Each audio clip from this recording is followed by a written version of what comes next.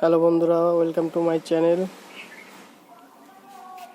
আর আজকে আমি দেখাবো আমার বাড়ির ছাদের পটু লেখা, অনেকে টাইম ফুল বলে।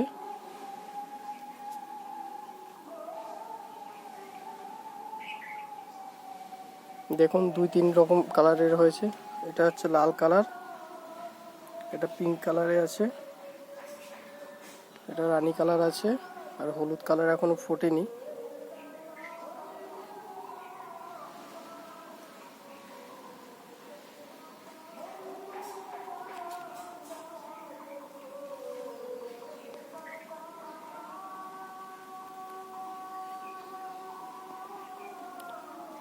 ভিডিওটি কেমন লাগছে সবাই কমেন্ট করে জানাবেন।